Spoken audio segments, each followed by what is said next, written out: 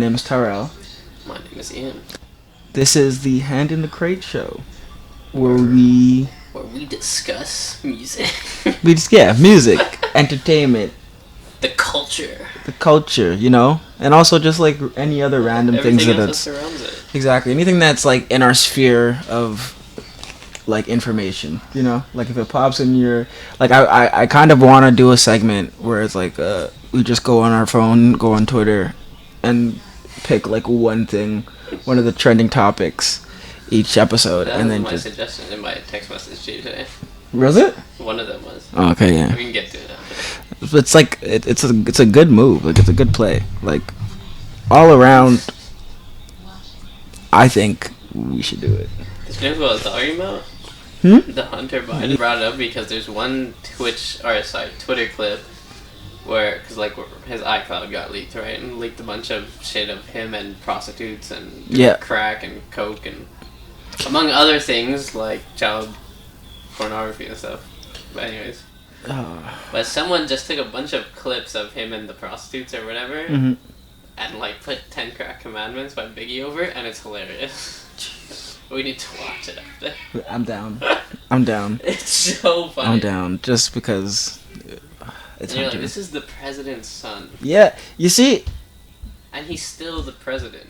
And this is not the first time his iCloud got leaked. People been knowing this stuff. But anyways, it's to each their own, dude. I mean, I have no problem with you doing crack or paying for sex, as long as you're paying them. Exactly. Like, that's the big thing. You gotta good on the sex workers. Get that bag. Yeah. You know. I saw like the top reply on it was like, "I'm a sex worker. This is dope because I'm sure he's paying them well, and I'm sure he's got real good crack." I was like, clean crack. Fair enough. Clean crack. Well, like, why are you doing crack as the president's son? They're much cleaner drugs your riches could purchase.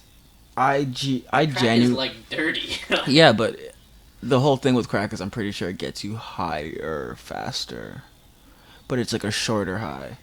Is that true? Yeah. First topic. So yeah, first topic. Just because it's our first episode, I think we should get into like the good stuff and get to let everybody know kind of where our heads are at when it comes to music preferences. Right. Like, do like the basic, do the Mount Rushmore. The top 5. Exactly, the top 5. Exactly, do those kind of things. And even just have the conversation of, is the top 5 conversation even fair? I always look at it in 2 ways. I feel like it's such a weird... We're in like that age group where we grew up at the end of like... The quote-unquote golden era. Exactly, and then like you have what's now considered new music, Yeah. Like... I always look at it in 2 ways where I'm like, there's one way where I'm like trying to put together just kind of facts and like try and put my bias to the side. Yeah. And like, okay, this is like a almost indisputable, I'm using facts and statistics and feeling, but like not my personal feeling about it. And then the top 5 is just my personal top 5, and that's like how you can argue with my own top 5, No, then this is who I listen to. It's not my fault. You see, like that's the thing, and I listen to so much that I get like cloudy brain, and like I can't think. Yeah. And then when I'm done giving my top 5, I can think of like 30 other artists that I can kind of probably put somewhere in there. Yeah, like, I have the same thing, but I'm always like I used to have that problem where I'm like, I just listen to so much where I'm like, what am I gonna put as top 5? Yeah. But then I was like, just gotta look at what I actually listen to the most. Yeah. And like what I always find myself going back to, and that's when I'm like, oh, okay. Yeah. I guess if we're putting it like that, then this is the top 5. Exactly. It's the replayability of it. Like, can I really go back and listen to this person? Yeah, I mean that's music, right? Later. Like, what's the point of music if you're not gonna replay it? So do you want to start the top 5? Who's your top 5? Top 5, which way? In my subjective or objective way, I should say? No, fuck it. Subjective We're doing only preferences. We're not going to do the stats one, because you do stats, then that's I feel like that should be an argument in and of itself, because you're going from different eras of how you're quantifying what is what, like sales and stuff, you know, from like tangible fucking Feeling like stream impact. to streams, you know. Oh It's like, you know what I'm saying. yeah. So it's like even the Billboard stuff. I'm like, who was really the guy to sit there and figure out, okay, this is how we're gonna cross over and figure out the algorithm of this, Yeah, no, you know? that's Because fair. it's like, Yeah, no, what is it? It's like 100,000 streams is one album sale. Or I don't exactly, even and know it's how it like works. It's so weird. I am, and every time I try to like make it make sense to myself, there's so much I mean, like no one knows how it works, and like no, except for them, dude, and that's why they're scamming everyone. Just Google like how like the difference between streaming today and how record sales worked like Yeah. 15, 20 years ago, and like there's so much unnecessary data in all these articles that are explaining it that it makes it so unreadable. Like you're just Right. like, dude, just give me the meat and potato. It's Like, tell me like but it's like, what is one stream worth? Like point zero zero zero yeah, zero dude. zero percent. Like it's like. And that's the Insane. thing too, because like if you look at like some people are like artists who make music 50 like 10 years ago and they'll put their stuff up to stream now and like they'll be pulling in wicked streams. They could Does pull it in. get added to the original album tally? But that's what I'm saying. Does the album now go platinum? But that's what I'm saying. Like I don't know. Like Yeah, but yeah. That's I've such never a- heard of an older album going platinum No. during the streaming era. but all these older albums have gotten switched over to a like streamable platform. And if it wasn't, then there was something thought out to make it accessible in another way, you know, like Right. So it's like I don't know, man. Yeah, I don't know. What was I gonna say? Yeah, one, I've never seen an older album go, like, change its. What is that even called? The Ria. What's it called? Ria. Like the gold, the platinum. Yeah, What would you even call that? The sales marker benchmark. I guess Something like benchmark would be a good term for it. Benchmark the. yeah, like I've never seen anyone's change that was old. Like No. I've seen newer albums that are a few years old change in Mhm. like a few years time, but like never one that's like I don't know from the '90s or from the early 2000s. There's that's definitely, but the changed thing now. is, there's definitely been a couple. I feel like there's definitely been a couple. There has to be. Like, Yeah, no, it no, makes no sense that there wouldn't be, right? 100%. And especially now, because then someone on Twitter is like, "Yo, how come no one's ever talked about this album?" And then it goes viral, and then everyone goes back to listen to the album, and then there's another 100 million streams. Yeah. You know, there's because I feel like I remember seeing like old Dipset shit go platinum. I can imagine that. I know. I kind of. like, triple I was platinum, thinking you know, Dipset like- too. I was like, I don't know why, but Like- maybe there is something then. Because I feel like it was recent, like in the last like 5 years. I feel like I saw this, but I could be also just tripping. But you dodged the question. Yeah, top 5. Top 5. I don't know. I'm trying to think. This whole time. Do you have your top 5 set? You have this in your No, head? I didn't want to like think about it too much beforehand. Like I kind of rough thought, but I was like, I want to give myself the ability to give like a real. I would say top 5, but with no like order. No order. I'll go no order. Off the top of my head, it's like 50. Mm. Jay-Z, Kanye. Probably Drake in top 5 because it's probably one of my most played artists. That's the thing. That's the thing. There's a lot of, but you seem like an asshole putting Drake in your top 5, but it's like, it's not my fault. It's not my fault. It's not my fault. He makes good replayable music that I want to hear often. Mm-hmm. And then after that, I would probably put in between Rocky or Joey. Okay. Because Rocky, to me, like growing up, it was like 50 and Eminem. Mhm. And like, actually when I was young, I didn't really care too much about Wayne, and I only kind of started liking Lil Wayne when I was older. Yeah. But at the time, it was always 50 and Eminem. Then when you get to like 2010s, so now age disclosure, we're like 11 in 2010, right? Yep.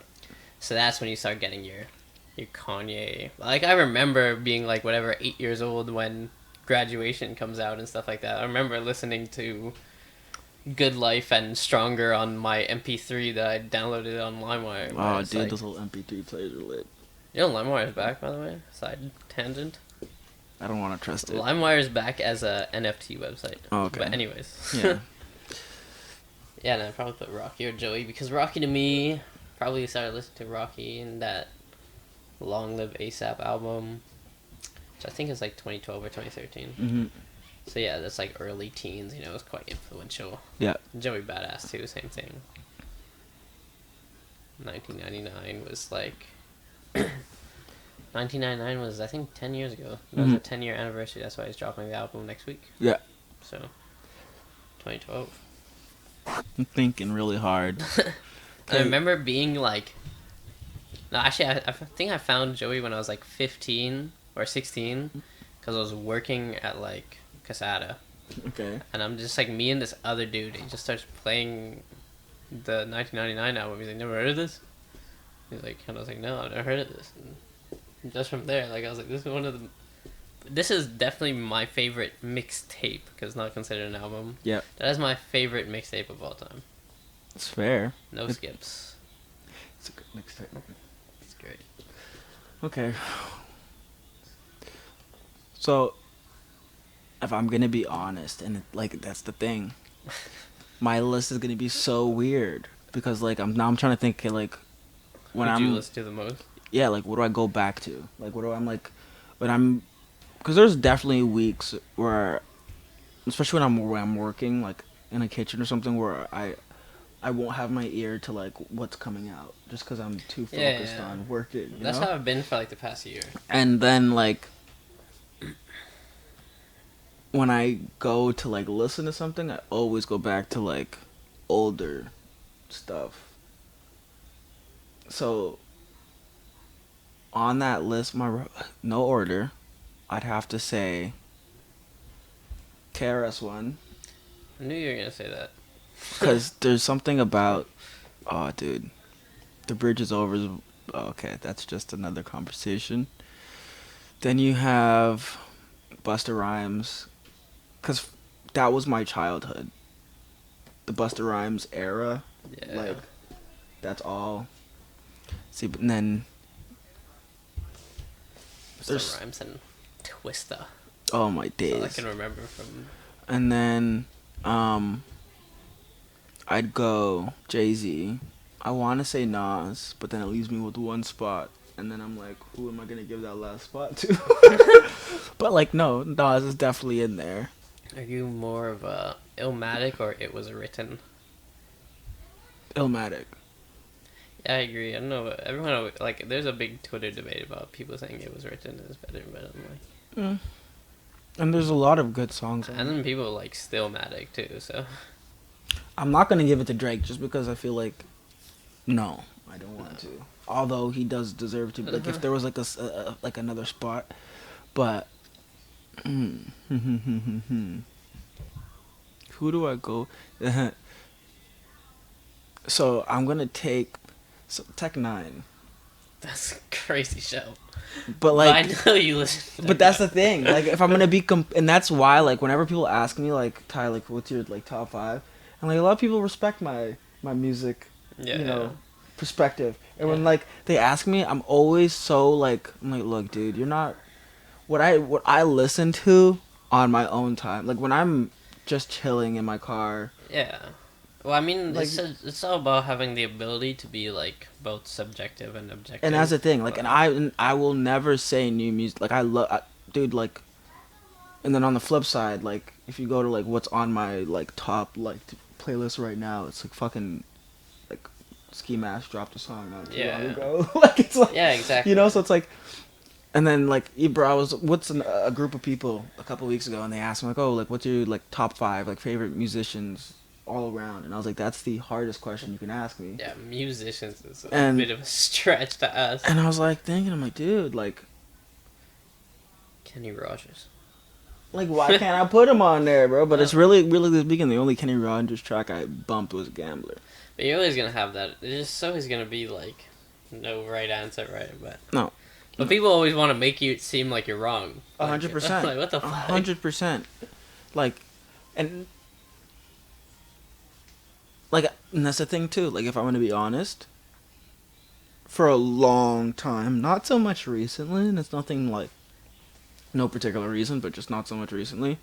Like I think honestly it might be my hipster bone. Like I have that slight like hipster tendency to like when I go on TikTok and I see a bunch of white girls listening to it, I'm like never mind. But I used to really really really bump Lauryn Hill like, but Yeah. now not so much. It just is like It doesn't tickle your fancy. and it's not nothing against And- Lauryn. It's really just because of these Yeah, these I mean, white. you can't hate Miseducation. It's like a top 10 It- hip hop album of all time. It's one of the first albums that fully made me stop and listen to the lyrics. Motherfucker, that shit almost had me in tears a couple times. That song, album's a banger, but still. Greatest female rapper. And so like, that's my preference is like, Yeah, it's shot. there's like people like. Yeah, it depends on who you ask me. Literally, it depends on when you ask me, and it depends on what you're asking me. Like, you can't give me a broad ass statement like favorite musician, because I'll throw fucking goddamn Elton John up in a motherfucking mix just because. Like, I'll come in with a little, what's his name? Who's the motherfucker who makes the Tarzan soundtrack? Phil Collins. Phil Collins. I fuck with Phil Collins. Bro, I got a Harry Belafonte live recorded album that. Or who's the other one? You know Neil Young? The Yeah. Sticks? Neil Young go crazy. Bro, The Doors. Crazy, bro. That's the problem because also like growing up, like I was the only one in my household listening to rap music. Yeah. So it was like always like classic rock. Mhm. Then like when my brother hit his teenage years, like newer kind of like punk rock or whatever it was at 2007, 2008 kind of time. Fucking like. And I don't know why when I was 7 years old. So it was at 2006. You know when like Limp Bizkit did the Numb thing with Jay-Z? Oh, yeah. That song was a banger, don't lie. That song's a banger, and I love when Jay-Z performs it. Yeah, because he makes it even harder. Yeah. You ever see the Jay-Z Oasis thing? So, you know Oasis, Yeah. Wonderwall, yeah.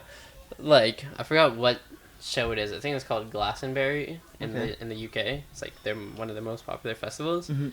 And I think Oasis was like pissed that Jay-Z got the headliner. So he sang Wonderwall.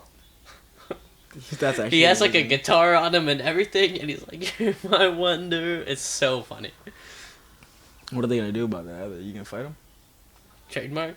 Probably. Copyright? You think Jay-Z can't pay it? Come Yeah. on. Like it's Jay-Z. That was Jay-Z at like the height. But yeah, another thing I want to ask, and another topic, if you can pick any artists right now, dead or alive, like They're alive. who, like, because I always listen to, even when I find new artists, I always think, damn, this person and this person must make a sick track together. Yeah. I don't know. Any track, anybody think recently about that you're about like, it. you heard, you're like, these two people in a studio together would be crazy. There's so many songs too where you're like listening to it and I'm like, he should have been on this song. Yeah, 100%. Or it's like, or maybe he's on the album, Mhm. like that feature, whoever it is, and I'm like, damn, why didn't you put him on this song too? Exactly. Or just take that other song off and put him on that song, you know? The verse wasn't even that good on the other No, song. literally, Put that's him on the this one. worst. That's the, where you know, like, it's not, he could have went and done what he's actually good at, or they could have done what they're actually good at, but they just did a feature, filler, whatever the person asked for, you know? It's like, oh, just do the hook for me. It's like, no. Yeah. No. But yeah. Anybody think I of? don't know, there's so many. You can think It's about it. super hard to think You about can it. come back to it. Yeah. Like, I'm thinking of like every rapper that I know is like heavily influenced by some scene, mhm. but like they never actually made music with that scene.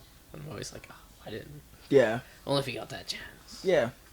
Like right now in my head is A$AP Rocky, heavily influenced by Houston Mm-hmm. and like the Screw era and everything like that. And I'm Mhm. like, I can't imagine like prime or like not prime, but like early A$AP Rocky when he's making all this like these like chopped and screwed type songs and it's all slowed with the deep voice and everything, Mm-hmm. but like with someone actually from that scene that like popularized it. Yeah. Never got that chance. I think he has a couple things with not Screw. What's the other guy's name? Oh, he has a freestyle with one of them, but I don't remember. I'm his trying to name. think. I'm like, He's got braids. Gotta so I have can remember. like worked with somebody from there. He's in an OG DVD Volume 2 freestyle. Okay. Because I go back to that freestyle all the time. It's fucking fire. And Made in Tokyo comes on. When's the last time you heard that name? Oh my days. Made in Tokyo comes on. He had me in a chokehold, bro. Uber.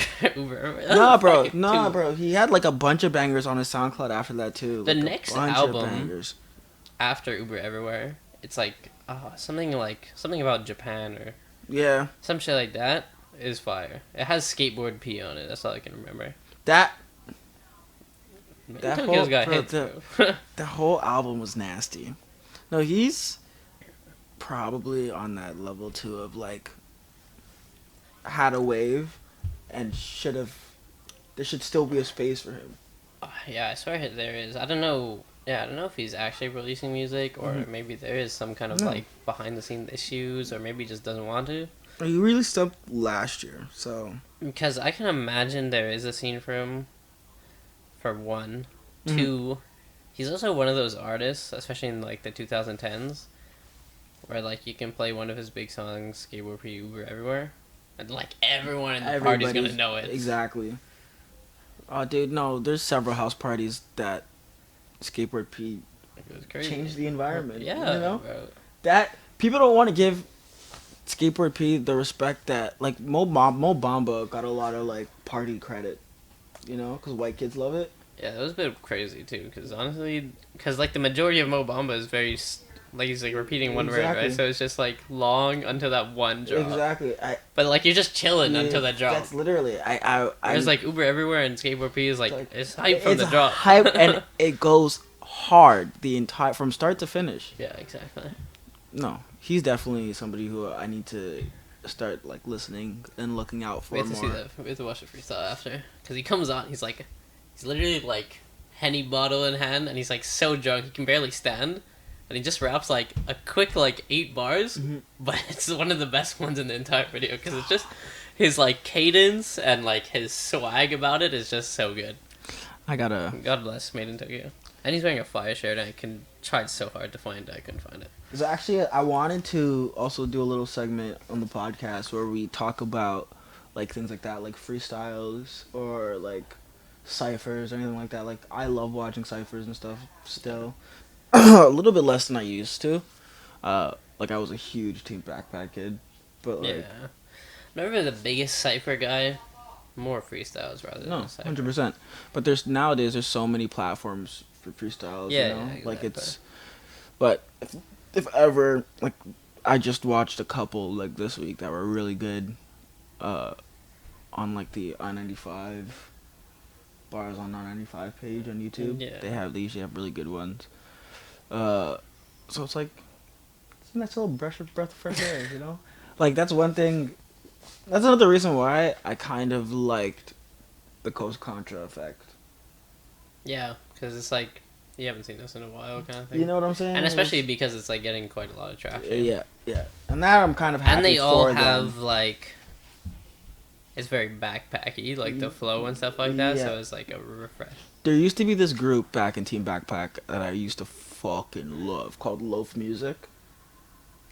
It was like some of like the most like. I need to see like faces from that kind of time. I don't know. Like they never really like they kind of got traction, but never really got enough. And like I don't really think they're releasing much now. Maybe on their own separately, and I just never really followed. Some independent. Yeah, but buy it on Bandcamp. They had so many quotable bars. Like it was just like they're very punchliney. Yeah. And it was like old. Like it was very, but it gave you like a old New Yorkie vibe. Where it was like these guys sound like you would walk into Central Park and hear them just spitting. You know, rapping. Exactly. I'm like this. You know who's actually very punchliney, and I think that's why I enjoyed so much. Is just like UK rap. Oh, 100%. Not UK drill, but like UK rap, like Dave and stuff like that. Yeah. Like he's always lining up that punchline, and it's like, I don't know, something about it just always gets me into it. No, that. I think we're from a generation where rappers that were not just mainstream rappers, but like rappers that we listened to we're punchliney rappers. Like, Yeah. I mean, it's always gonna be... Bro, exactly. I'm like, and the thing is people... Bro, I was watching Math Hoffa. I don't know if you know who that is. He's a battle rapper, but like a legendary battle rapper. Okay. And like, it's been around for years and years and years. And he has a podcast on YouTube called My Expert Opinion, where him and a bunch of other people who are in that world of like battle rap and like kind of like real rappers, you know. And he had Bizarre from D12 on. Okay. And dude, I loved Bizarre. Like they were a fun group. They were never really... Who, D12? Yeah. Yeah, of course. Like they were a fun group. Even fight music, like all of them are like... Exactly. I mean, even now. Like M, we grew up in the era of M. Like as much as... And like Slim Shady Eminem, where he's like, you know... And it was punchlines. Sarah Palin in the video and exactly slapping Mariah Carey, whatever happened. But if you think about it, it was always you're waiting for some reference, some punchline, something that you're gonna be like, oh, this guy. Yeah, especially like Eminem. Exactly, like, you know, I'm like, and then like Bizarre, like those who's like, funny rap or not, Bizarre can bar anybody down, I believe. Like people don't put respect on his bro. This guy, if you listen to stupid songs like just like fight music, like. The way he comes in and just saying dumb shit, like, do you know why my hand is so numb? Like, cause like it's like, I'm not gonna finish the line. This is a rhetorical question. Like, exactly, like, it's just like, I don't know, something about just the way he puts together, like he put together verses. He could have probably been fucking around and not really putting much thought into them, because there's probably so many more. It's probably just in there, goofing around. Just in there but at the same time, like that's what we grew up on. Yeah. You know, like that's also why I think. Our generation, there's room for your Little Dickies. You know? Yeah, I mean, Little Dicky was pretty popular for a while. Exactly. You know, that XXL 2016 freestyle. Like, but for dudes to be fucking weird but rap. And, like, say weird shit and still kind of be like, you're still a rapper. Yeah. I mean, Ski Mask is like that. But that's exactly what I'm saying. He, like, Bizarre and M and that. Yeah, they're definitely of that mold. Exactly. They're definitely like Eminem kids kind of thing. Like, and I feel like that's what we kind of are. As even the kids who say they don't like Eminem, oh no, I don't like Eminem.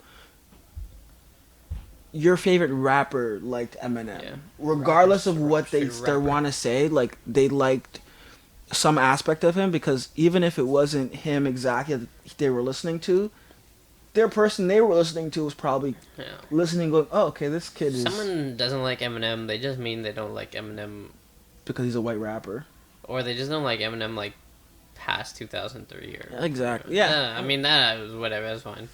And but say it how it is at least. Like, literally, don't disrespect his early discography. No, and to say like, bro, like that's and people. I feel like, and I'm not trying to say that Snoop Dogg's bad. Because Snoop Dogg, he's fucking... But, like, people were shocked by Eminem's statement on, like... I'm pretty sure he made the whole line was Snoop Dogg oversaturating himself by just continuously putting out music and stuff, you know? That's, like, a long time ago, though. Exactly. Oh, okay. And then there was the whole little beef, whatever, blah, blah, blah, blah, blah, blah, blah. But there's a good point in that where if you're going to keep putting out music, starting from when you started... How many of these do you really expect to be as good as when you started? Because you're not starting... None of these guys started rapping thinking this was a marathon. Yeah. And you kind of only can do that... I mean, not everyone can do that. No. Like, and Snoop Dogg is probably one of the people who could do that. Exactly. But it's also just like... like Snoop Dogg, even though he did... whatever, put out a lot of music, it's still Snoop Dogg, so like everyone ignores that plethora of music that isn't good. Exactly, the quality might not be, you know, like... And you can say that for a ton of rappers. And that's my thing, but for Eminem, it's such a poignant thing that people love to bring up. They're like, yeah, but his last couple albums, not good. And I'm like, yeah, but he puts out like 4 or 5. He's put out 4 or 5 or 6. And realistically speaking, of that array, like, if you listen to the songs... They're not bad. They're just not like D12-ish or fucking Kim. Like That's people not are, what you like. exactly. People are expecting him to drop another Kim. Like that's not what's gonna happen. He's never gonna drop Yeah. another song where he's that angry. I Like, do why would have- you? Why would anybody want him to be that angry? Like, what's the last one? Is it Kamikaze or is there one after Yeah, that? No, yeah. there was, No, there was isn't another there one. with like an American flag or something? Yeah. Something like that. Because I do have a problem with the last two. Mhm. Because I don't think they're bad. I don't think they're, like, I don't really listen to them. Like, I don't think they're very replayable, but I don't think they're bad. Yeah, and that's also the thing. And then I also, but I don't think they're good because, I don't know, the content is just off, I find. Music to Be Murdered By was fucking good, and people That's what I was thinking of, people right? did not like that one at all. Yeah, I don't think it's a bad album. I don't know. And I find it's like, it feels almost like old Eminem, but it not there. If that makes any sense. No, it does. Because I feel like it does feel very old Eminem-y, but Mhm. it's like, it's still slightly disconnected, and that's where I'm just like, okay, it's not necessarily too crazy good, Yeah, but it's like still okay. Like, it's never gonna be that bad. It's Eminem. and that's like even literally Eminem and Snoop Dogg dropped a song. You can't tell me that the song wasn't good. Like it's what are you expecting from two OGs in rap to give you content wise? Yeah. You know, like lyrically speaking, killed it. Snoop Dogg rapped. Like it wasn't like, oh, I'm Uncle Snoop, but I'm just doing a feature because little homie asked me to come on the song. Yeah. 'Cause you can, like, don't lie about it. Like you can kind of hear when Snoop is just doing the feature to do the Yeah, feature for a to lot get of old rappers do exactly. it. But it's like this was like two old rappers rapping together, and it was like okay, like there's a space, and there's so much space for these types of songs. Like it's like, and it's kind of funny because it's new. I feel like it's newer rappers who are giving that space again, for like people like Eminem and Snoop Dogg. Fucking, I guarantee you, Yeah. if Royce the 5'9" were to drop something tomorrow, it would still sell. Yeah, Because of course. people like Griselda.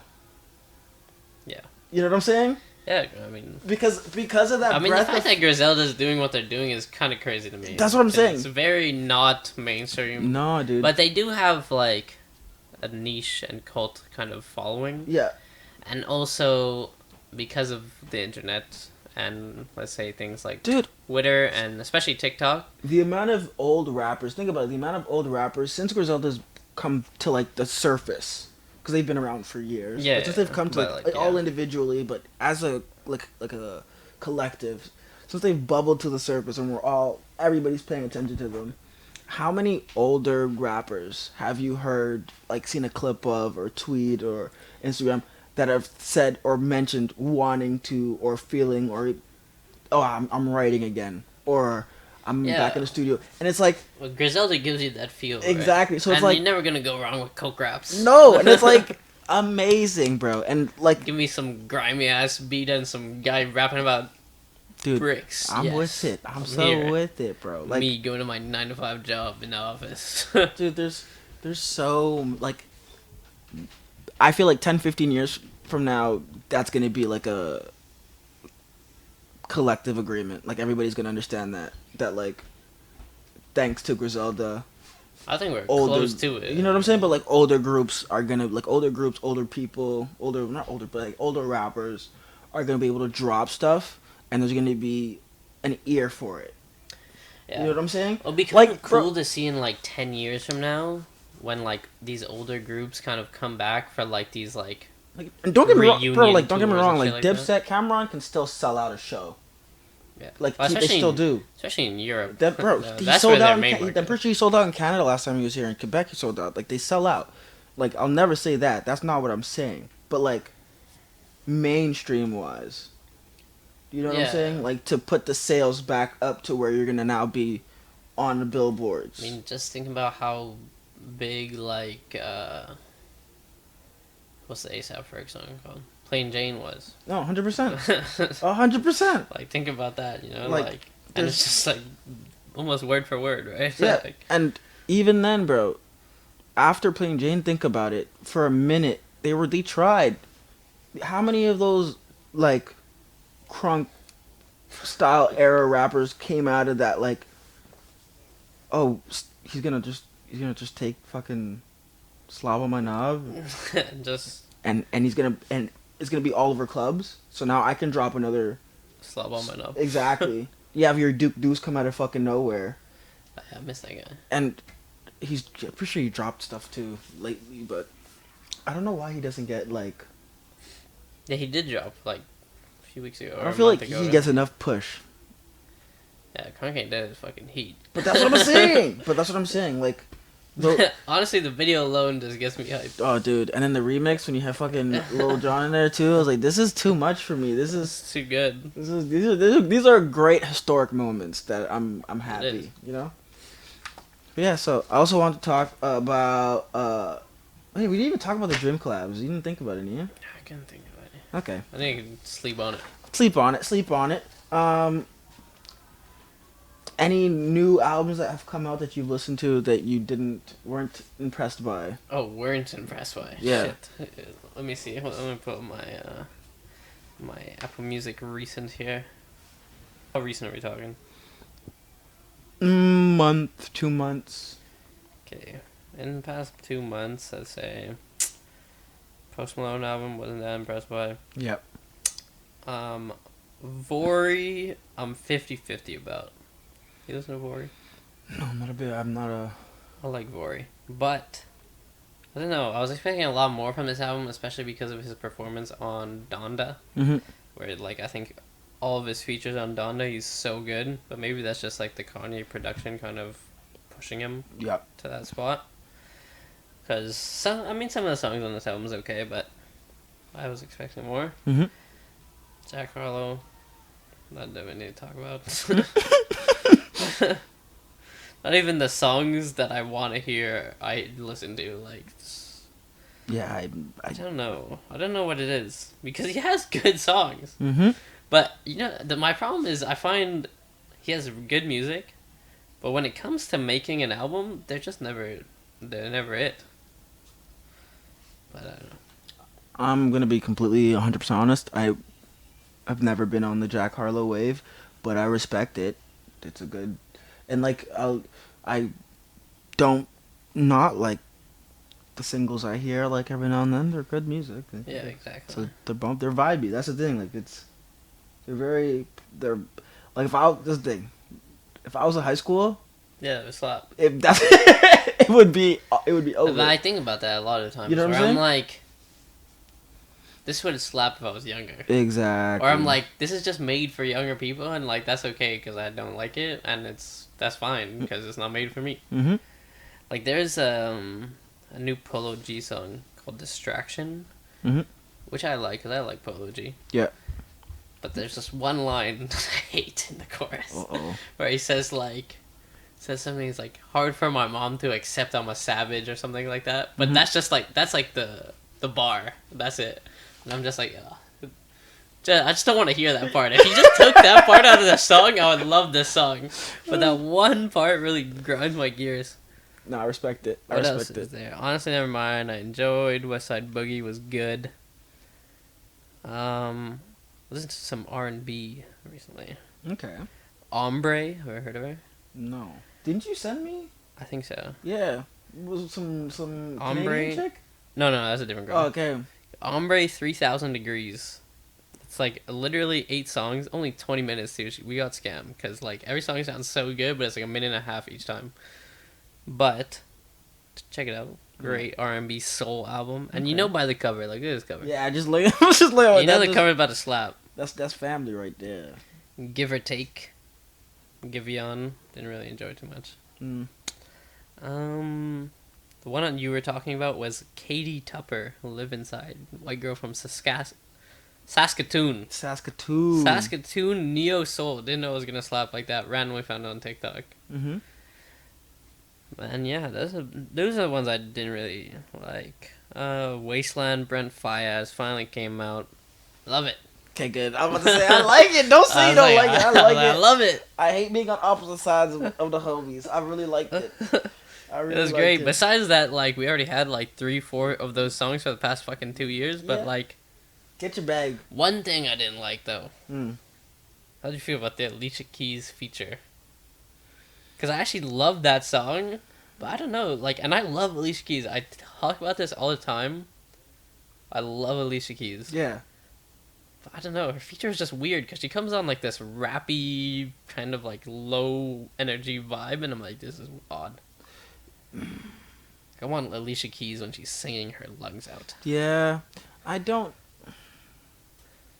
Like it's not bad enough. Like the verse isn't bad enough for me to like skip the fucking song. I'm gonna be honest with you.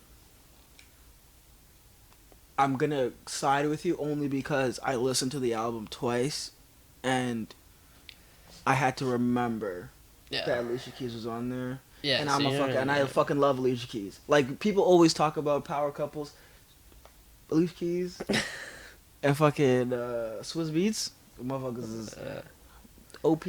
And there's some features in there that I didn't know either. Mm-hmm. Whoever this Junie guy is, and Trey Amani on Addictions. Addictions is one of my favorite songs. Trey Amani sounds familiar. And I was like, these people are performing well. Trey Amani sounds super familiar. Let's see this. I can understand why Price of Fame was the single, because probably one of the best songs on the album. Mm-hmm. But yeah, no. I like basically every song. Skits were a little odd. Everyone was talking about the last one. Do you remember it? No.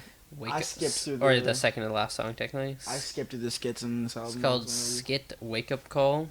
It's like 3 minutes long. It's basically, I mean, it makes sense like in the context the of rest album. of the other skits and some other things in the album, the other songs. But it's basically just like his pregnant girlfriend, I guess, calling him, telling him she's about to kill herself. And then he gets in a car and then crashes the car. But it's like so long. It's 3 minutes long of them kind of going back and forth. It's so odd.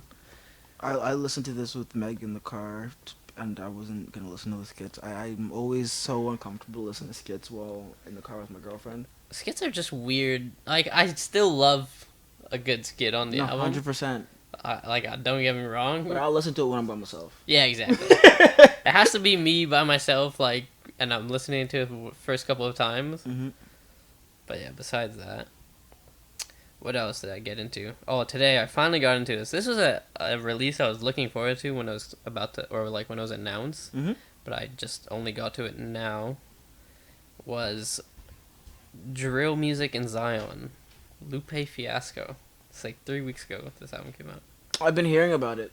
And I was like, because when I first heard about it, like it was probably like the week before it came out. Mm-hmm. And I was like, Drill Music in Zion. My process was, he's making one drill music. Which it wasn't. But I was like, what the fuck? Lupe Fiasco on drill? That's crazy. And then I thought he was in Zion, as in Utah Zion. Which is like, yeah, very nice and nature-esque and rocky. What kind of vibes would you get from? I don't know. That's why I was sold. I was like, this guy's in Zion. Zion. This guy's out in nature making drill music. It's on his Barley vibe. His Marley vibe. It's on his like. I listened to it. It's okay. Like, it's Lupe Fiasco. It's not gonna be bad. No, exactly. And yeah, he gets into some good like boom bappy type vibes in here that I enjoyed. He has like this one feature that's like on a lot of the songs. She was good. Starts with some nice spoken word in the beginning, talking about black empowerment and children and stuff like that. Yeah, it's a good album. Okay. Pretty good album. Okay. Check it out. I will. I definitely will. And then I didn't finish this one, but got like halfway through. Holy shit, I didn't realize how long it is. Today, which is the Burna Boy album. And it's fire halfway through. Fuck, bro. I listened to that, like, that's the only thing I've been listening to for the past 4 days. It's really good. Like, it's really, really, really good. Like, unnecessarily good. Yeah. Like, I put it on, like just in the afternoon today. Mm-hmm.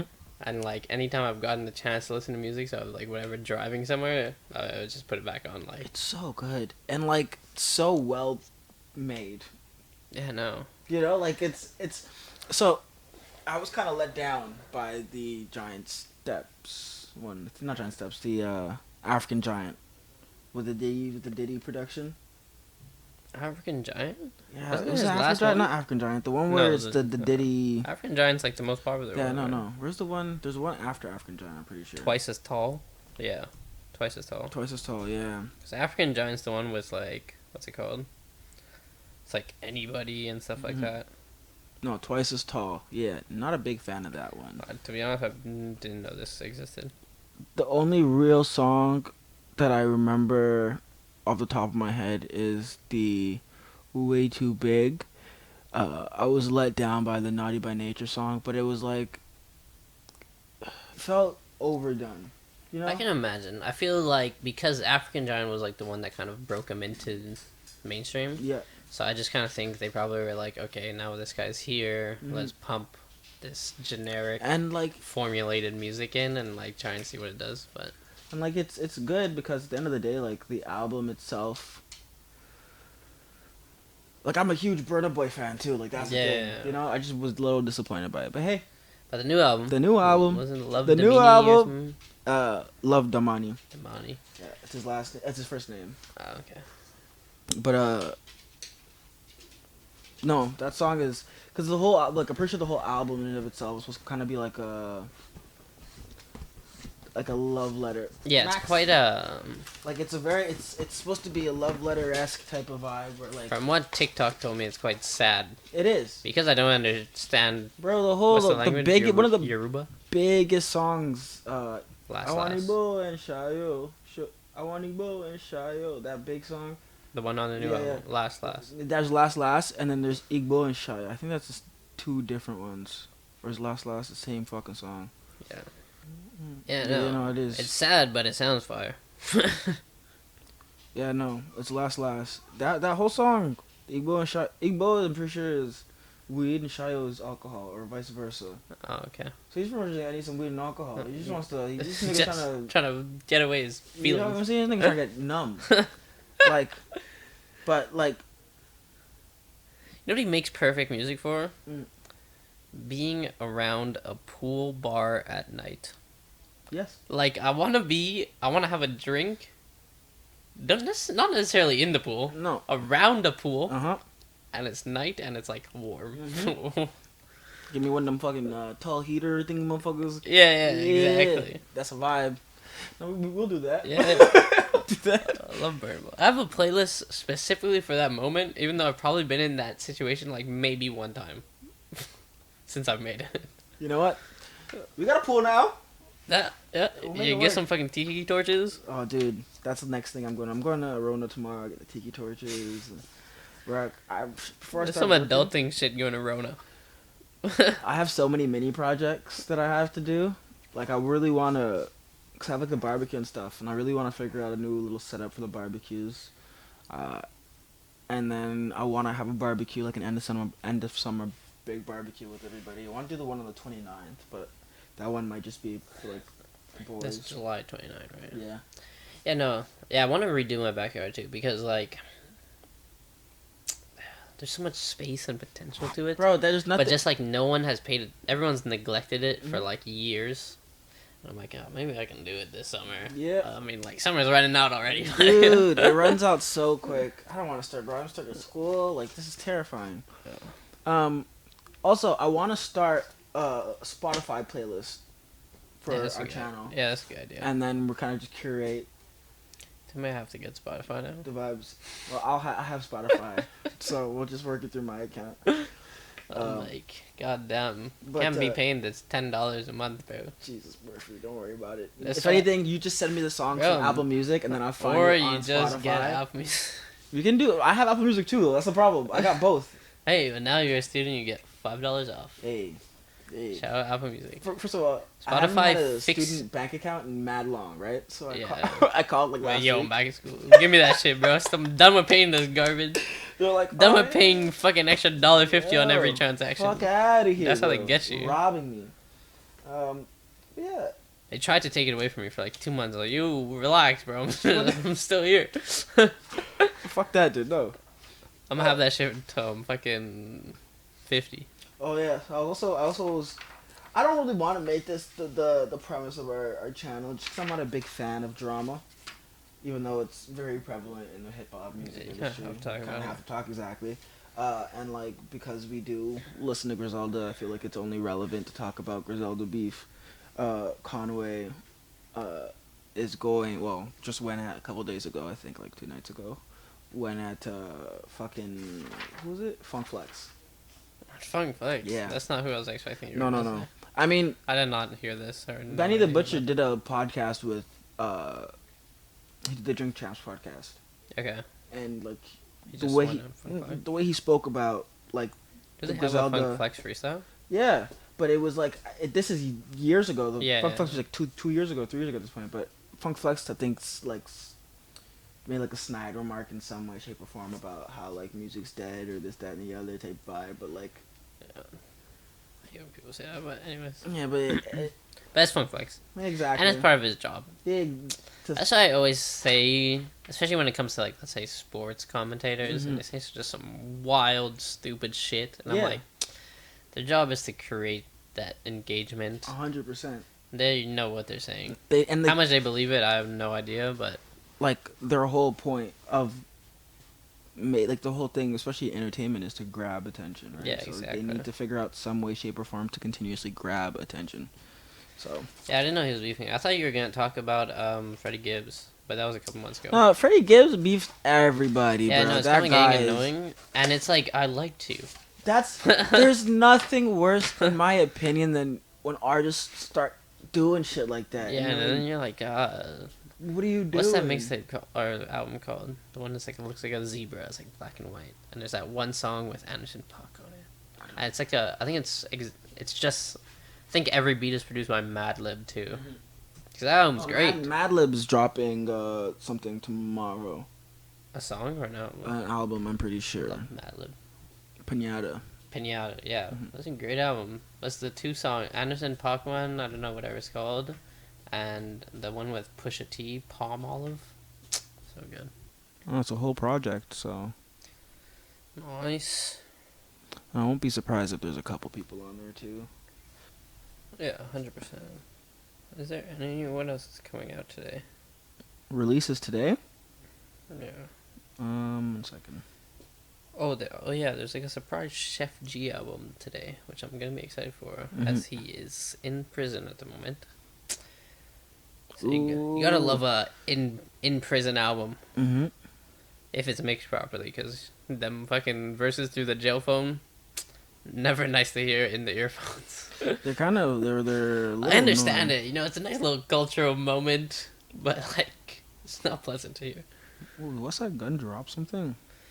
Yeah, I have it listed down. I didn't hear it. I What's it think called, I- like Fly God or something? I think I'm 90% sure I saved it to listen to it, and I just haven't listened to it yet.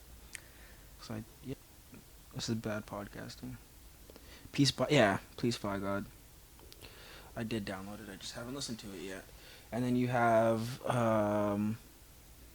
This album looks crazy already. The second song is called Jesus Crack. yeah. Sounds about right for a Griselda album, but big ass bracelet. Some good tattoos. I know there's the some- Ritz Barlton. There's some good singles today, though. Well, Joey Badass is coming out with another single before his album next week. Okay. Apparently, there's a DJ premiere, episode 1 EP. Don't know if that means it's an EP or a song, but it features Nas, Lil Wayne, and Joey Badass. Jesus. I don't know if that's a song. If that's a song, it's kind of crazy. Mm-hmm. And I can imagine it sounding good. Apparently, Lloyd Banks is dropping an album. Rowdy Rebel. Rebel versus Rowdy album. Okay. Chef G. Oh yeah, YOD Madlib, The Return of Sasquatch. There you go. Maxo Cream and Benny the Butcher. That's gonna be a good one. Ooh. See, but that's like one. Those go well together. That's like a dream collab. That's what I'm saying. Like that's what I mean by when you think of artists like that. 'Cause we could get off some A&R type beat. You know what I'm saying? Like That's a good combo. that's an insane combo. That's an insane Maxo. combo. Oh my days. He's gonna be taking shots at whoever shot him, I guess, in that Houston Walmart that one time. Oh lordy. You know, goddamn Walmart, bro. Like, I was just trying to pick up some Hanes tank tops, bro. Some socks and shit. oh yeah, and then there's supposed to be a Death Row Records project. That's not coming until like the 21st. The greatest hits. I think it might be a greatest hits because It's one of the greatest hits in the past couple well, weeks. Snoop Dogg just bought Death Row. Like he's now at Snoop Dogg's record label. The entire label? Yeah, he got the label. No. Dude, where is it? I think it's Drink Champs. He tells the story. He tells the story about how he does it, and you're like, you sure? But like, because it's like some really like they did not. Like when you hear stories like that, they're like, okay, bro, all these money hungry motherfuckers don't want people who like they don't want rappers to own their masters. They don't want them to own their rights. Like it was easier for him to buy the entire record label first than to buy his rights. Bro, I guess that Martha Stewart bag is coming in well. Ooh, Buying bro, Death Row you know how many bags Snoop Dogg has too many bags. Like, but this is the thing about it. All those albums he's dropped all those years, they're all streamable. Most of them are streamable, right? So he's still gonna continuously get money every time those fucking albums get streamed. and he's also just like, he's the only rapper who's entered that sphere of entertainment. Yeah. That's not a movie. We've obviously seen the rappers move to movies, and then, but yeah, we've never seen anyone else move into like kind of this pop culture side of entertainment. This guy's on. No, he's a household name, whether or not you listen to hip hop or not. Yeah, and it's crazy. Yeah, it's like in every fucking commercial, Martha Stewart with every country. Yeah, like it's really crazy. It's really crazy now that I think about it. The grip Snoop Dogg has in the world, it's kind of beautiful. Like good. Yeah, God bless him. He worked for it, bro. Like. But so it might be because I know he was also talking about fuck Nate Dogg never got any of his money for any of the music he made when he was on Death Row. So like he's trying to get all of his money and all that stuff. So he might be putting out this album in like a. His family isn't Nate Dogg dead? Yeah. So his family, his estate. But just things like that, which I'm 100% for. One of the best hooks. And if we're gonna be 100% honest, people our age, we need those type of albums. Yeah, of course. 100%. But like curated not by the record label, but by the rappers themselves. You know, like we need the Eminem curtain call too, because through all the bullshit of everything he drops and people talk shit about him, he could put together a. That's what the new album's gonna be called, Curtain Call 2? Yeah. Okay. Yeah, Curtain Call is literally the first album I ever owned. So it's like. It's kind of good. Yeah, no, they should definitely be doing it. But I feel like for so long, a lot of our favorite rappers were scared to do that because I feel like they feel that was like the last thing you did when you were done. You know, like most older artists, once they were like burning out, would then drop a greatest. Yeah, I mean that's just what artists do kind of in general. I mean back in the vinyl days though, you can get away with just doing. You do that shit mid-career, and you'd be fine. And realistically speaking, you were also selling live recordings of shows too, right? Yeah, the live recordings are hit. I want to hear the crowd cheer. That's like literally why. That's one of the reasons why the Harry Belafonte record is one of my favorites. It's because you can hear the back and forth with him in the crowd, like him just talking to people.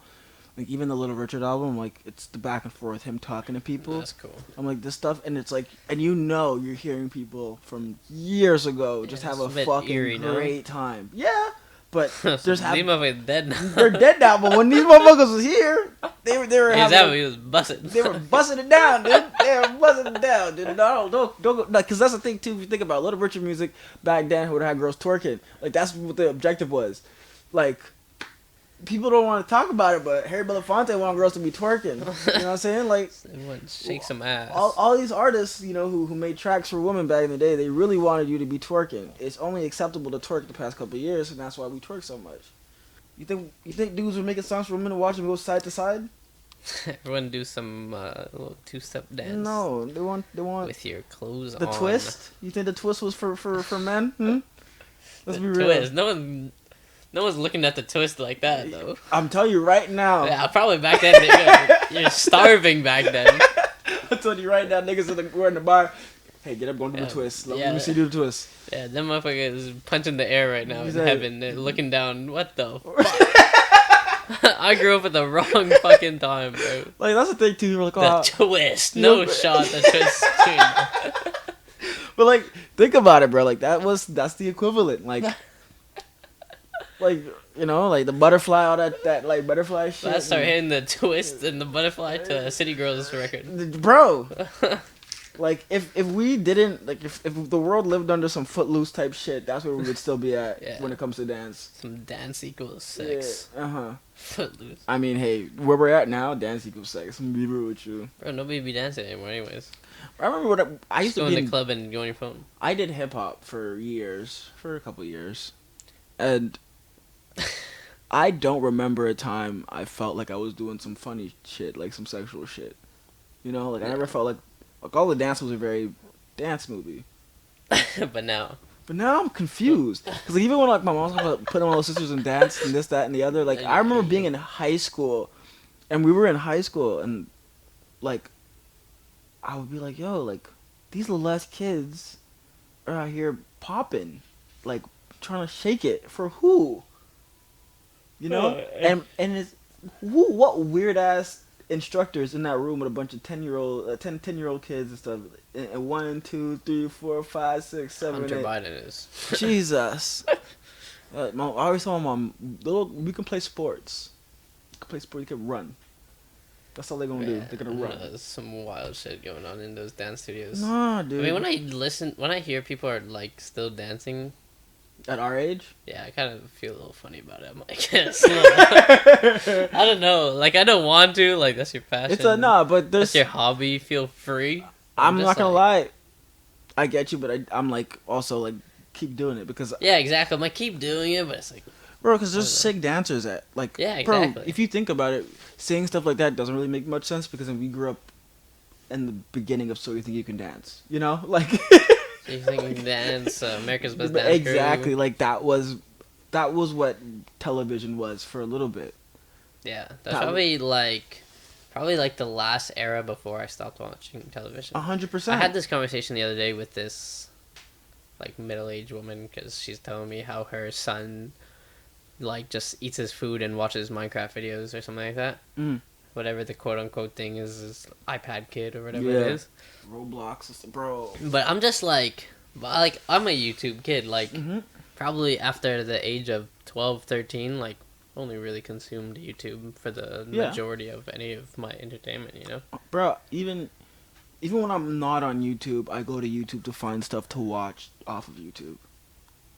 Like, I literally sometimes go and be like, top 10 greatest TV shows. Then you just watch one of them. And then I'm like, oh, I haven't watched this one I yet. haven't watched The Wire. Literally, that's where and I'd heard about The Wire for years, right? But it was just like... we weren't there. And I was just like, you know what, fuck it, let me find one of my favorite TV shows. I finished it. Amazing. Have you ever watched The Wire? Nah, I've literally watched the first episode like 5 times because I'm always like, now I'm gonna watch it. I watched The Wire and now I'm on to Sopranos because I was like, if I watch The Wire, it only makes sense that I watch Sopranos. Either. I watched a lot of it, but I never finished it. I'm on season 2. I just started it like last week. It's a good show though. It's fucking good. Yeah, I watched a lot of it and just never got around to finishing it. Now I'm like, I feel like I have to restart if I had to watch it again. And also, I think they did the prequel or something. There's something It's a new thing. That's coming out. So it's a movie. A movie, yeah. So I want to watch the show so I can watch the movie. Because I was like, I hate being the guy who's like, oh, no, I'm not gonna. It's not like a book. You know, it's like I'm sitting there forcing myself to read. Okay. Like, but I mean, honestly, TV to me now at this point, especially series and stuff, like I guess maybe it's that. Like my past 10 years of like only consuming YouTube, and even though YouTube comes in a various amount of contents from like 3 minutes to an hour and a half, I 100% feel you. It's like I don't know, watching it seriously, I'm like, oh, it's just too long and too much time. No, there's definitely days where you can't catch me watching a series. I'll just be on YouTube, or I won't even be on YouTube at this point. I'll be on fucking TikTok or Instagram or just popping between random fucking social medias, but like. Most of my media intake is YouTube based. Yeah, like I'm watching all my YouTube subscriptions, and then sometimes I get a day or two in a week where I just have nothing to watch. Yeah, because I watch everything, and then I'll just like either get lucky on YouTube recommendations, or I'll just like throw on some Twitch stream in the back, and I'm like, whatever. There's just so much content. Right, exactly. Consume. Right now, like I feel like the age Because back then, dude, like we grew up through the eras of YouTube. The vlog Yeah, era, I remember when the YouTube first skit started. era, Yeah, the skit era. like everything. We With went your now Nika we're Higas and your Ray bro. William Johnsons and Now we're in all that these like people. era of podcasts or Yeah, exactly. vlogging still, but more podcasty commentary, reviews, reactions. That's more of the bigger grouping of Ain't nobody entertainment. doing skits anymore. But there's so many. Well, there are podcasts. people doing skits there, but Yeah, 100%. But there's so many podcasts that it's like I never don't have a podcast to watch. It's just a matter. Exactly. But there's it's just some days. am I gonna watch this? This is what I'm saying. There's some days where I'll see a guest on a podcast that I do normally like watching, and I'm like, just not today. Not today, because I know I'm not gonna like it, and I don't want to hear you say something while talking to this person that'll turn me off from this entire podcast entirely. Because I used to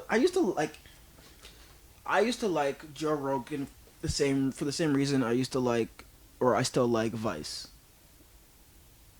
I know Vice isn't giving me fucking every fact of information and isn't the best source of information. But it's giving you something different. But it's not only that, but it's if I choose to be ignorant for a month and just have my head in the sand, focus on work, whatever, and then I want to know what's going on in the world, I feel like it's the quickest, most accessible, digestible place to find lump sums of video content information that I can throw on in podcast format and this, that, and the other. Like, I could listen to CTV News or MSNBC or, like some random news podcast, but I don't, like, the transfer from TV to podcast isn't clean. So you're just literally getting, like, a recording of the TV. News is depressing. And so, but that's my thing. I'm going into journalism, so. But. So it's like. Too depressing. Like, whenever I go to get Vice, like, I'm like, this is because it's just going to give me the top layer. It's going to let me know that there's a conflict going on in Central Africa. Yeah. Like. That's what I have Twitter for. Like, I get all my news. But even Twitter. then, like, even on my Twitter, like, I follow a shit ton of pages exactly. that I'm just like, you're just here to give me a topic. Yeah, exactly. You know just give me the headline. Exactly. And, like, if I catch the headline, then I'll just look it up myself. But that's exactly what it is. So, like, I feel like the whole, like, YouTube podcast realm, like, there's literally so many things. There's never a moment where you. Yeah, no, there's a lot of. You can always watch something, and you can always watch something that you'd probably like because you know someone in it, or that's my they're thing. Speaking of a topic that you enjoy, so it's like whatever. And I was like, and the girl saying with Joe Rogan was like the whole point about Joe Rogan is like Vice. I knew he was like that isn't a good source of full information all the time. Sometimes some people with PhDs on some topics are just people with PhDs on some topics, and they're not the smartest. Some people are, and sometimes we just don't like the information they're giving out. Yeah. And then they're on Joe Rogan's podcast, so it gives it less, weight because there's already so much bullshit coming out of there. But at the same time, I can give you, like, there's literally, like, from when I was 19 to, like, 20, that full year, all I watched and listened to was Joe Rogan, Joey Diaz, like, that camp it's of... funny. But it's, like, the comedians, like, the camp of comedians, because I loved their podcast, I loved the banter, then I loved the fact that throughout the banter, like, Joey would bring on, like, some random dude that he knew, or, he'd bring on a boxer that was, Cuban and couldn't speak English, so, like, there's a translator.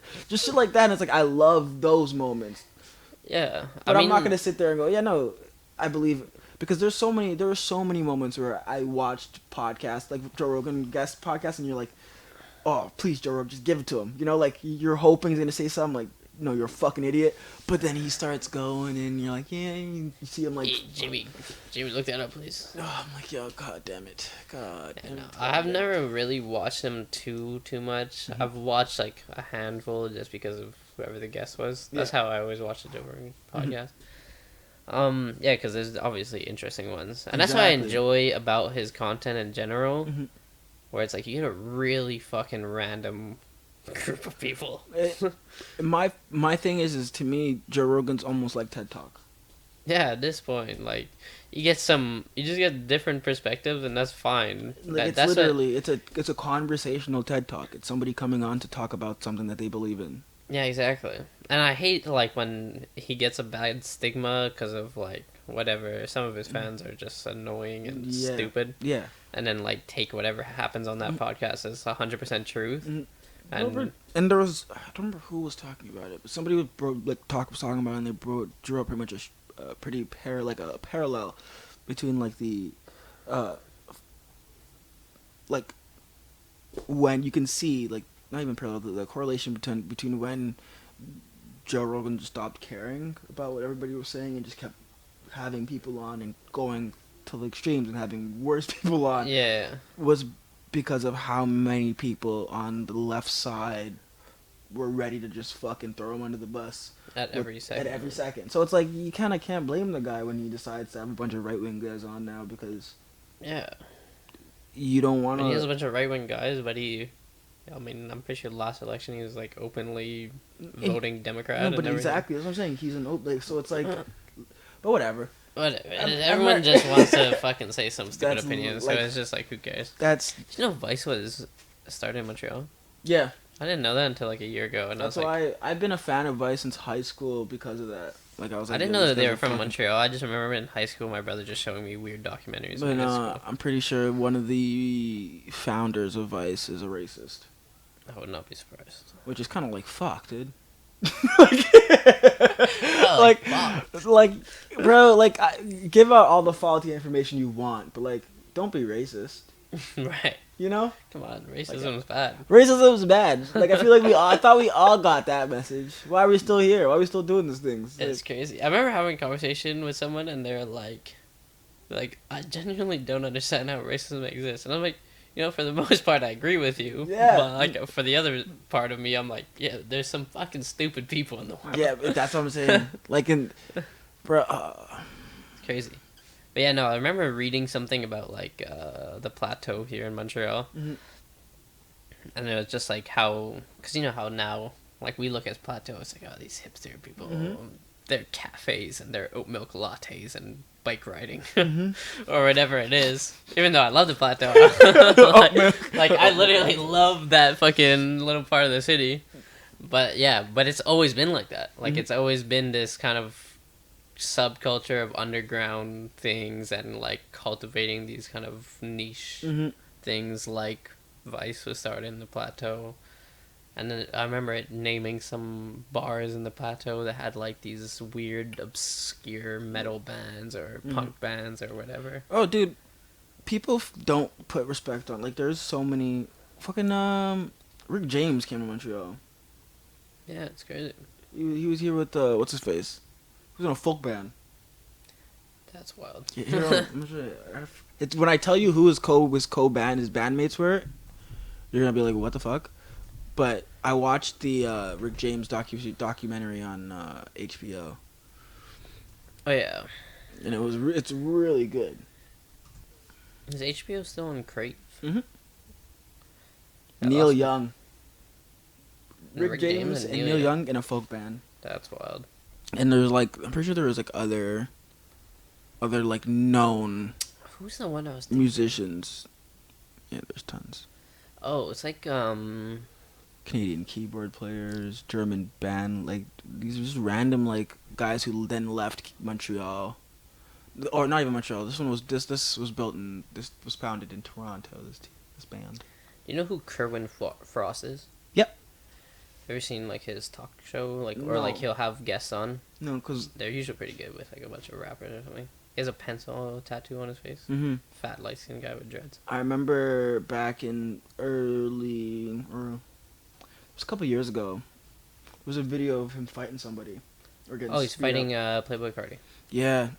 And ever since then, I just kind of got a sour taste in my mouth. Never wanted to really follow the guy. But you know what's funny about this fight is, I'll give you the full context of the fight. So it's Kerwin Frost and I'm not saying I'm Team Cardi either, because I don't really listen to Playboy Kerwin Frost and Playboy Cardi fighting against each other. But the real fight is between the two people off camera. So it's Ian Connor, which is like creative director of a bunch of projects, creative consultant for Kanye and all this stuff. The guy who did a bunch of stuff. Yeah, and we and 26 allegations. Anyways, Exactly. then on the current Frost side, there's this white guy named Ass Pizza. So Ass Pizza was like this really popular Yo, Tumblr. I keep hearing his name on Instagram. On Adam22. Originally was very popular on Tumblr during that era of like. What did you say his name was? Ass Pizza. Tumblr streetwear, and then was one of like the first kind of Instagram influencers in terms of streetwear and fashion. Mm-hmm. Yeah. Okay. Anyway, so Ass Pizza and Ian Connor had a beef about some bullshit, and then Ian Connor's like, "I'm gonna fight you." Actually, no, I'm gonna get Playboy Cardi to fight you, and then Ass Pizza's like, "I don't want to fight either of you," and then Kerwin Frost just like had to defend him. It's so funny. Ian Connor's a guest on one of his episodes, and they talk about it. It's fucking hilarious. Good on them for addressing it. Yeah, but anyways, so Kerwin Frost he hasn't been doing a lot of content lately. I don't know why. His issue was very good. He has one video of him going to a Kardashian Christmas party and just like interviewing people, but he's like trolling all of them. It's actually hilarious. But anyways, because at the moment he's doing some stuff This for chunky like yeah. He's doing stuff for like Adidas now and all this shit like that in terms of fashion. But Sweater's kind of hard. I'm not gonna lie with the shawl. he just is so wild that I respect it. But his original like, not really how he got popular. Well, like he's like best friends with Ass Pizza, and they had this thing called Spaghetti Boys, and they basically just made like shitty merch that teenagers liked, and also DJ'd at a lot of clubs and stuff. Mm-hmm. And he tells a story on one of those episodes where he's like literally like dead broke, $0, and he DJs for like $500 or something at apartment. And like off that $500, he was able to like he was like that was like the start, and like that $500 just took him so far. Hey, Montreal, man. Yeah, it's the place to be. It's the place to be. It's a great city. I'm so mad that I always miss concerts. Always miss fucking festivals. Always miss shows. Like, you know how bummed out I was when I realized I missed everything. Yeah, I know it sucks. Like, Oceaga's coming up. I'm like really, really, really, really, really, really tempted to go, but no one really wants to go. I'll go on the Saturday. Like, Slow Tie is a good time. It's on Saturday. Yeah. Yeah, I'll go on the Saturday. Not just working that weekend. Like, at Oceaga. Oh, okay. Because, Athena's got a food truck there. Oh, okay. This Athena's? Yeah. Oh, shit, good for them. Apparently they do it every year. Fuck, I didn't know that. Yeah, neither did I. Yeah. I was like, I love Athena's. They're a great restaurant. Before we end out the show, do you have any new artists you want to shout out? Or anybody, and this doesn't have to be hip hop. This can be R&B, anything. I want the new artist shout outs to just be people you've been bumping. Some stuff I've been bumping. Okay, well I said Ombre already. And this Katie Tupper from Saskatoon. So I've been going back a little bit. You ever listen to Bjork? She's like very subculture-y type pop. Electro. No, I'm not gonna lie. You've definitely seen her or the logo before. But, anyways, I'm going back to that a lot. Yeah. Yes? No, I've never. But you've seen her logo for sure. Yeah. Anyways. And then, speaking of missed shows, I was talking to a coworker and she was telling me how she just went to some random free show at the Jazz Fest that just passed here in Montreal. Mm-hmm. And she's like, God, I miss live music. Like, this show was literally the best thing I've ever seen in my life. And then I asked what artist. She told me Kamasi Washington. Yeah. So good. Yeah. This guy is so good. Yeah, she was like... I got text messages from my coworkers. She was like, do you listen to jazz? I was like, I would like to listen to more. Like, I just don't know who to listen to, and it's just, like, too much to just jump into. You want me? I'll put you on. Yeah, but I need, like, a playlist. I don't want to, like... Okay, yeah, no. I'll send you a playlist. Anyways, and then she's like, yeah, his name's Kamasi Washington. I was like, okay, I just put something on while I was working, and I was like, I wish I had known about this. Dude, I wish I had known about this before you told me. No, it's... And that's the thing, like... When people tell me shit like that, I'm like, don't tell me. You know, don't tell me. Just keep living your life. Don't fucking tell me. And also, then tried to get me on some kind of music movie soundtrack type music. Mm-hmm. You know who Air is? They're like a French DJ duo No. called Air. They have a popular album called Moon Safari. Literally, once you hear like the first 3 songs, you're like, okay, I've heard this before. It's like, I swear to God, it's in every single movie of all time. Okay. But some of it's good. It's like, alright, I can listen to this walking on a sunny day with a oat milk latte. Fair. I've actually been getting into like some French house lately because all my coworkers are from France, and like they're not France like as in they're playing French drill. They're playing French house. So listen to a lot of French house lately. I've been listening to a lot of Spanish, like Colombian, Cuban, like just anything. That's interesting. Like cause I don't know, like I fuck with it. And I stumbled upon, I had a coworker show me this artist a couple months ago named Mabyland, and she's from Colombia, but she's a rapper. New, like she's new. Newer stuff. I should. Yeah, newer stuff. Like I think the earliest stuff on her Spotify is like 2018. Okay. Yeah, but actually no, 2016. Jeez. But it's in Spanish. Yeah, but there's one song that I've been bumping like on repeat, and I'm scared that I'm gonna butcher the pronunciation of it. Those versions. I'm just gonna say it like that because I feel like I'm version? 2 versions. Yeah, and then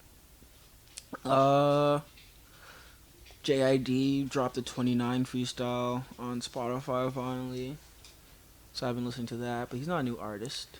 I'm trying to think of somebody new. Oh, what's that name? That guy I sent you, a British track. What? I sent you a track a couple days ago. Oh, what's his name? On text? Did I send it to you? Who did I send it to? Did I send it to Liam? I sent somebody this track. It's gonna bug me. Slew. Oh yeah. Yeah, the Sopranos track. Yeah. That song's a banger. Yeah. I've also been listening to here, let me put you on a new jazz. Someone nice. Let me some good jazz. Here. My go-to working music. Ooh. Have you ever heard of the Ezra Collective? They're British. No idea. They're like jazzy, so like they're rapping over like horns and like actual percussion. Yeah. Okay. But like, it's a good for me, and like whenever I try to like get people who are more hip hop dominant into jazz, I feel like that's like a good intro because like they're very vibey. Like they're not too aggressive with the jazzy shit. But then if you really wanna, I'm not that big on like the big kind of like the overdone stuff. Yeah. Was it almost like a big band, big sound type? Yeah.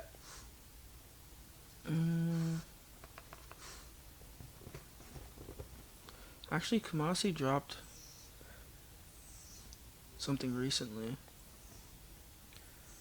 Yeah. In February. Gee, it's not recent, Ty. Oh, what? I want to say, is Sons of Kemet considered jazz? Have you ever heard of Sons of Kemet? Okay, so they're jazz. They're a good newer jazz group. They just performed in Montreal 4 months ago, and I was working right beside the Corona Theater. Right. And I was so upset. I saw like a lineup of people, and I was like, "These look like a bunch of music nerds." So at one point, I literally just went out and I asked them. You're like, who the fuck is that guy? And they're like, "Oh, this guy's for the Sons of Kemet show." And I was like, "Oh, well, what the fuck?" Missed out. Yeah, but yeah. Always good shows going on. Oh. Me and Meg are going to Giveon. Yeah, so. And then we're also going to Georgia Smith as well. So it's going to be a good little... Yeah, one fear about the Giveon concert is that if he's gonna perform mostly the new album. Yeah, I don't think he is. I think he is. Why wouldn't I he? don't know. I hope not. My first thought was like, he is. That's why I don't want to get it. Then I saw his set at Wireless, Mm-hmm. but then I was like, it's a festival. He kind of has to do his hits. He's not Exactly. gonna do a new album. Mm-mm. So I still think he was gonna do it. Especially off the BET Awards. Yeah. Go safe. Yeah. Know what the crowd's gonna I like. think. Yeah, no, I don't know about that one. I want to go see. I think she comes in September or maybe October. Mahalia. Oh yes, she does. I need to go see You that. want to go together? Oh, I was gonna go. Fuck off, bro. That's okay. I'll get tickets. Me and Meg will get Yeah, tickets. you guys get tickets. GA. She likes Mahalia. I love Mahalia. I've been forcing Mahalia on her slowly. She has no choice but to like what I like. If you're in my car listening to what I'm listening to, Yeah. it's gonna end up on her little Lash playlist at work. It is what it is. Just spreading it. Yeah. Hey, you know, I'm low key a trendsetter. All these little white girls. Oh my god, music. That's where I came from. Boyfriend's car. But anyways, we're gonna sign out. We're gonna bounce. We're gonna end the show with this. See you guys next time.